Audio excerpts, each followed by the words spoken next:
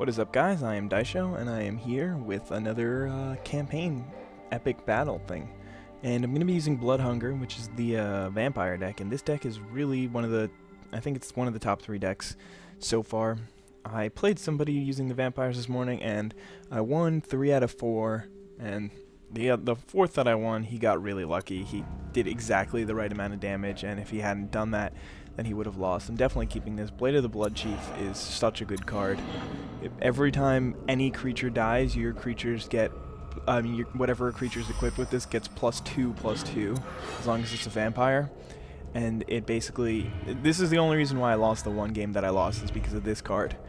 And even if he hadn't had that card, he played Corrupt, which did exactly 6 damage to me, and I had 6 health left, and if he hadn't done that, then I would have won the next turn.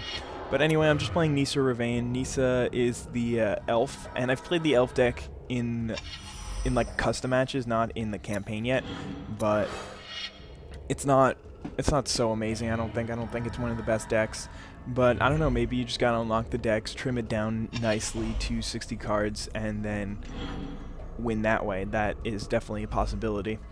I'm not really sure. He's going to attack here because I don't really want to kill his creature. I'll just bring it up to you. But when it dies, he can search for a basic land card and put it onto the battlefield tapped. So that basically means that he gets a free mana ramp, which is really good. It's a really good card because he can just keep attacking for 2 and people don't want to kill him. So right now, I really am hoping that I draw a kill card. I did not draw a kill card. But what I have 2 options now.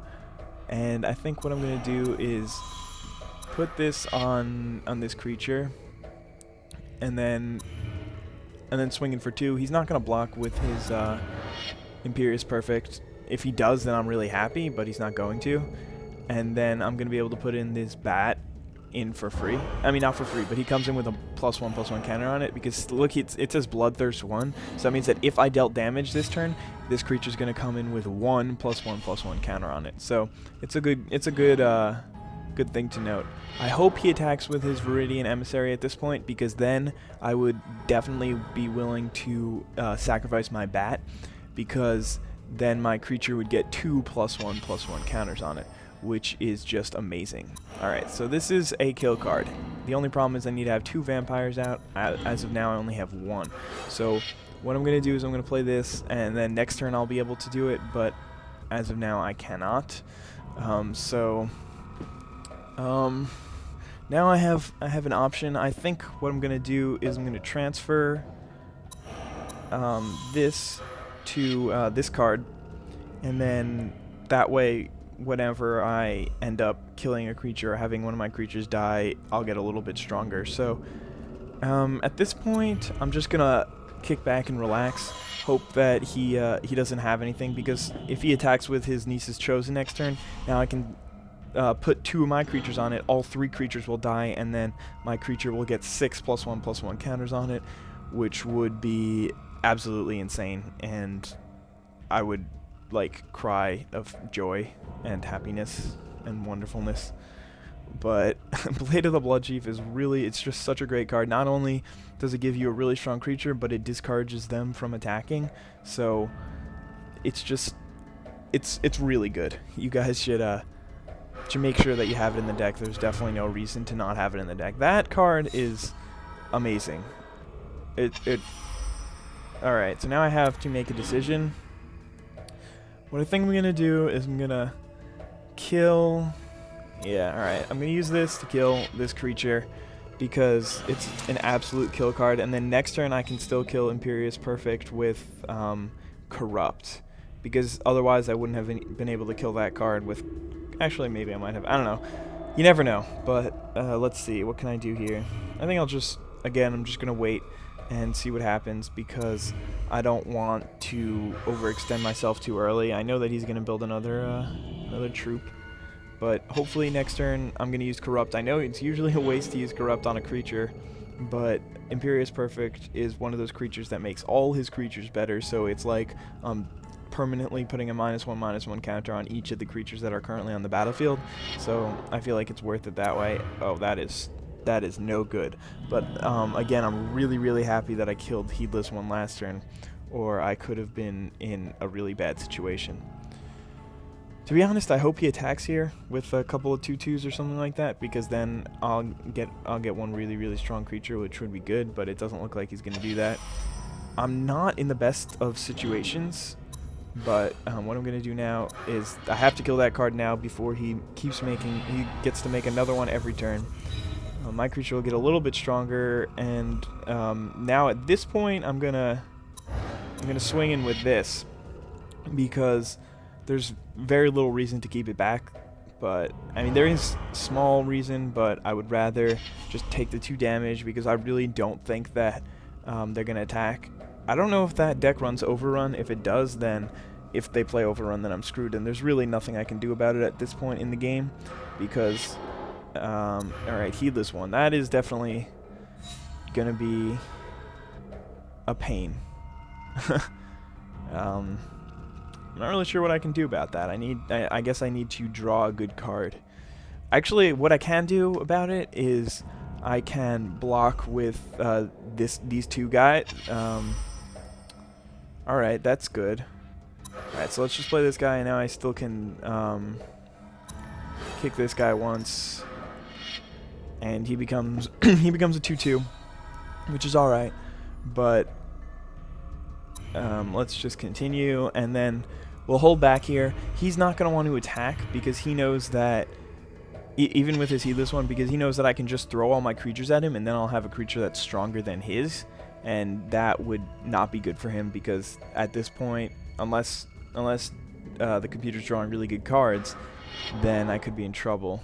Alright, that's not such a great card. It's like Civic Wayfinder. I'm really sad that they took out Civic Wayfinder and they put in that other dude instead. Civic was so much cooler in every way. I mean, he was what, a human elf druid or something like that? He had like 3 different creature types. See, most creatures just have 1 or 2. This guy's just a vampire. This guy's whatever. Alright, I drew a land. Alright, let's just play this land and pass the turn, because it would be too dangerous to attack here. Even though I probably could get away with attacking with my Swamp Walk and my Flyer, I don't want to be in the position where I'm just completely screwed. But I don't know, this is looking like one of those games that can go either way, really depending on who draws one of those amazing cards first. But Blade of the Blood Chief is really the only reason why I'm still in this game. It's such a good card, it really is. But I want to draw something good. I hope I do. I hope I draw another Feast of Blood. That would be so clutch right now, because then I would be able to take out Heedless One, and I would be very happy. But other than that, I can't really think of anything. I don't know. I don't know the deck so well. I guess I could use a Vampire Nighthawk. Like, you always want a Vampire Nighthawk. And Vampire Nocturnus would be good. I don't even know if I know I didn't unlock every single card. Corrupt it's pretty decent. I can just deal this to his face, so that will deal 7 damage. Then my creatures would get stronger. Yeah, whatever. We'll just do it that way. When I say my creatures will get stronger, these guys get stronger, because when they have 10 or less life, they become 4/2s. So it's good for me, because it just makes him it makes me a little bit more of a difficult target to attack. And I also gain some life, so that's not so bad.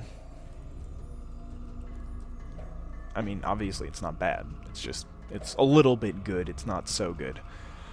But let's see. I don't really know what can help me out so much, other than there's one other Feast of Blood in the deck, and that would pretty much seal the game.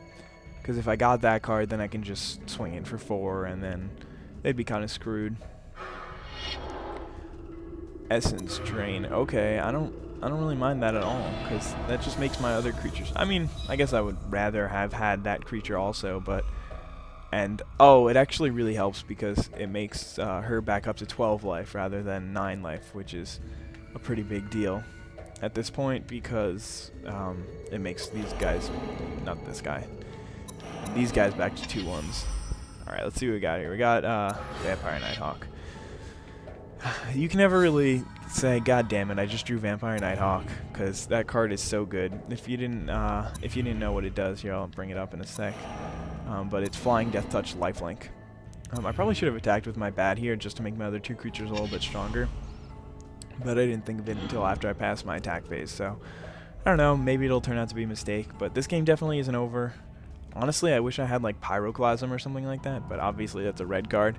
That would be so amazing right now. It would kill every single one of his creatures. It would kill Heedless One because it would deal 2 damage, and then he would only have a couple of creatures left. That is good. Let's see. If I play this card, then I can swing in for 3, 5, 7. Whatever. I'll just play this card and swing in with my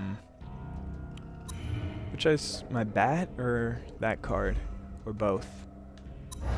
What does this guy have? He has Flying, First Strike, Haste whenever it deals combat damage to a creature. Yeah, we'll just swing in with that for now. And if he attacks, then this card gets a +1/+1 count. Like, lots of people get +1/+1 counters. It would just be super nice. Honestly, I think I should move Blade of the Blood Chief to Vampire Nighthawk.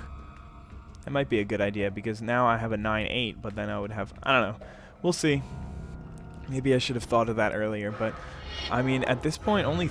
Oh, no, that is no good. That is no good. That creature just... He can make his Heedless One a 19/19, which would frighten me greatly. But I really want to draw a Feast of Blood. But actually, I mean, I can deal 7 damage next turn. That's not a Feast of Blood at all. I'm just going to swing in with my bat again. And, yeah. Just the bat. And I think I'm going to re-equip Blade of the Blood Chief to this guy. I don't know if that's the greatest move, but it's happening. It's done.